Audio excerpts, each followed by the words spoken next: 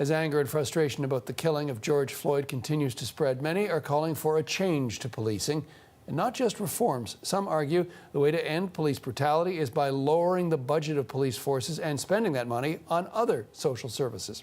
Our next guest agrees. Alex Vitale. He is a professor of sociology and coordinator of the Policing and Social Justice Project at Brooklyn College.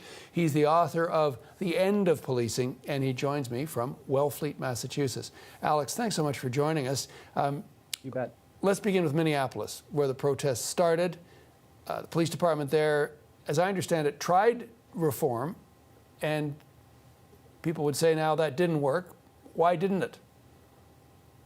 Well, I think the kinds of reforms that they embrace just aren't capable of fixing the problem. They attempted a whole set of what we often refer to as procedural justice reforms that were recommended by President Obama's task force on 21st century policing, things like implicit bias training that imagines that the problems of race and policing are located in the completely unconscious and unintentional discretionary decision-making of individual officers. And this belies two problems. One is that we have a problem of explicit racism in American policing. And while all officers aren't racist, there are clear tendencies towards this problem. But more importantly, we have a problem of structural racism in American policing. And that is the decision by elected officials to turn the problems of Black communities into policing problems. When there's no mental health services, we turn that over to the police. Mass homelessness, turn that over to police. Problems with young people, we criminalize them. And so unless we address those structural decisions, tinkering with the attitudes of individual officers just isn't going to make a difference. The idea of the officer on the beat who knew the community and walked amongst the people they were policing has not been used for decades. You say the scope and intensity of policing has changed over the last few decades. Can you talk about that?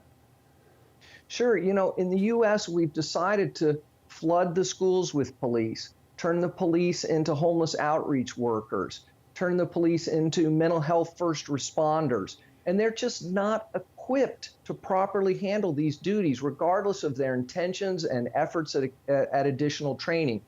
You know, instead of trying to turn police into social workers, maybe we should just hire social workers. We should let communities identify the kinds of public safety challenges that they have and give them a chance to develop non-punitive, non-coercive solutions to their problems, rather than turning them over to a force that has often not really acted in their best interest and that relies primarily on tools of violence and coercion to get things done. The idea of, quote, defunding the police has really gotten a lot of attention this week. Can you walk us through what that actually means? Sure. Even before the events in Minneapolis, there were dozens of cities across the country where local community activists were participating in local budget debates, demanding that their local governments dial back the overspending on policing and redirect those resources into community-identified needs. In Minneapolis, the Black Visions Collective and Reclaim the Block were calling for a $45 million reduction in the Minneapolis Police Department budget and had identified specific needs that money should go to. In New York, we're talking about trying to transfer $1 billion out of the NYPD budget, which would only take us back to where we were about 5 years ago. So this is about citizen participation in a budget process to reshape the priorities for local government. You say local government, of course, providing the funding, the tax base, the protection of the citizenry, that's the focus of what they're up to. So when you say defund, presumably that has to then be sold to the electorate. What is the case you can make? People are worried about property, people are worried about murder and bank robberies and everything else. How do you then convince them that defunding is the way to go? Well, I think we have to start with these kinds of community needs assessments because communities have problems. And they know that when those problems are turned over to the police, that comes with a lot of negative collateral consequences. So what we're talking about here is a process over time of identifying specific interventions that we think can work more effectively than relying on police. In New York City, we have 5,000 NYPD personnel assigned to city schools, more than all counselors and social workers combined. And we would do better to replace those police with more counselors, restorative justice programs, high quality after school activities that would do more to contribute to a safe and successful learning environment than metal detectors and school police. And we can do this for a whole range of things that we've turned over to police. And it's not about tomorrow we flip some switch and there are no police. This is about a gradual, evidence-based process. Many are pointing to what they hope is a unique moment that we're in the midst of now, with people taking to the streets, with the attention of the whole world focused on this.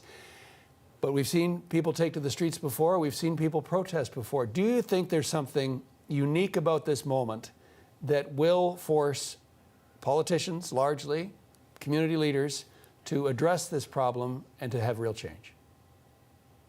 Well, I think it's important that people are no longer calling for these superficial procedural reforms, that they're demanding more systemic interventions into our over-reliance of policing. But I think it's also pretty clear that this is not just about policing anymore. You know, when we look back to the uprisings in the American cities in the 1960s, we don't think of that about being just about policing.